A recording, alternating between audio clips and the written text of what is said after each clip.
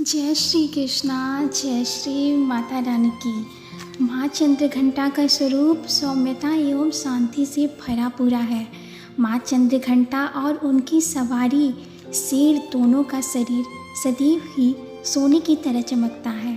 माँ दुर्गा का तीसरा स्वरूप माँ चंद्रघंटा परम शांतिदायक और कल्याणकारी हैं। इस रूप में माता देवगण संतों एवं भक्तजन के मन को संतोष प्रदान करती हैं। जी हाँ, आपका बहुत बहुत स्वागत है हमारे इस चैनल इंस्पायरिंग बीट में। अगर आपको हमारी ये चैनल की वीडियोस पसंद आ रही हो तो प्लीज़ आप हमारे इस चैनल को लाइक कीजिएगा, सब्सक्राइब कीजिएगा और फॉलो कीजिएगा। चलिए आगे की वीडियो शुरू करते हैं। चैत्र नवरात्र के तीसरे दिन दुर्गा माँ के चंद्रघंटा रूप की पूजा की जाती है। 9 दिनों तक चलने वाली नवरात्रि के दौरान माँ के 9 रूपों की पूजा की जाती है। माँ चंद्रघंटा राक्षसों का वध करने के लिए जानी जाती हैं। मान्यता है कि वह अपने भक्तों को दुखों से दूर करती हैं, इसीलिए उनके हाथों में धनुष, त्रिशूल, तलवार और गदा होता है। देवी चंद्रघंटा के सिर पर घंटी के आकार का अर्धचंद्र नजर आता है।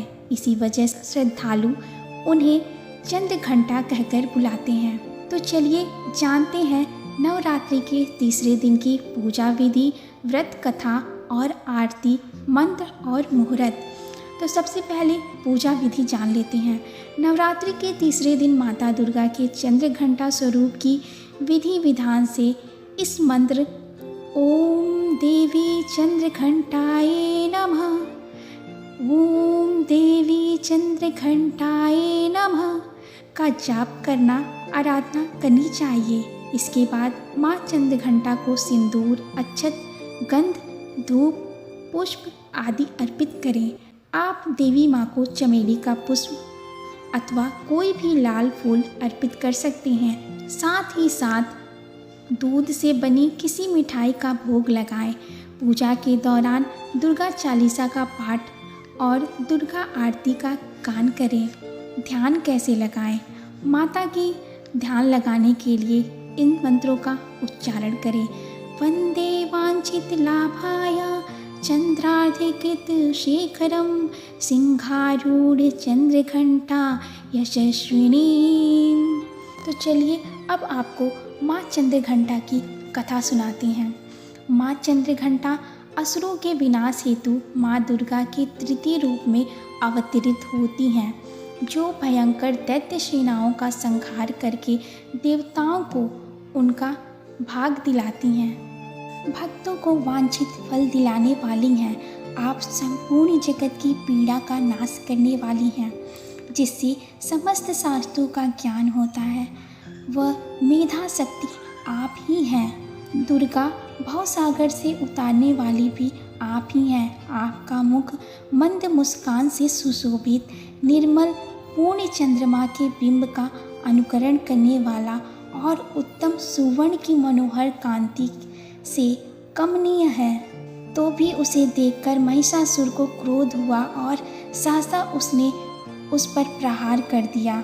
यह बड़े आश्चर्य की बात है कि जब देवी का वही मुख क्रोध से युक्त होने पर उदय काल के चंद्रमा की भांति लाल और तनी हुई भौहों के कारण विकराल हो उठा, तब उसे देखकर जो महिषासुर के प्राण थे वो तुरंत निकल गए। ये उससे भी बढ़कर आश्चर्य की बात है, क्योंकि क्रोध में भरे हुए यमराज को देखकर भला कौन जीवित रह सकता है। देवी आप प्रसन्न हो। परमात्मा स्वरूपा आपके प्रसन्न होने पर जगत का अभ्युदय होता है और क्रोध में भर जाने पर आप तत्काल ही कितने कुलों का सर्वनाश कर डालती हैं। यह बात अभी अनुभव में आई है, क्योंकि महिषासुर की यह विशाल सेना क्षण भर में आपके कोप से नष्ट हो गई।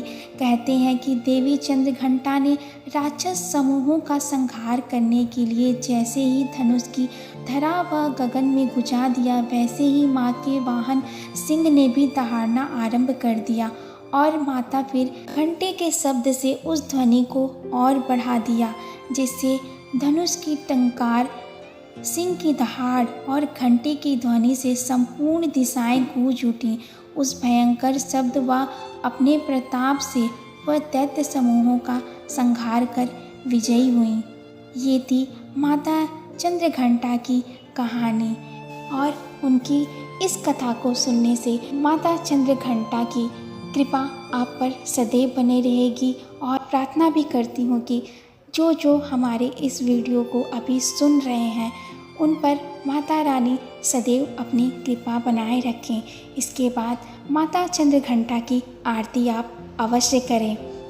अगर आपको हमारी वीडियो अच्छी लगी और आगे ही सभी माताओं की कहानी को सुनने और उनकी कथा का श्रवण करने के लिए हमारे इस चैनल को लाइक कर लीजिएगा, सब्सक्राइब कीजिएगा, फॉलो कीजिएगा और हाँ, बेल आइकन को ज़रूर प्रेस कर लीजिएगा ताकि आपको नोटिफिकेशन मिलती रहे।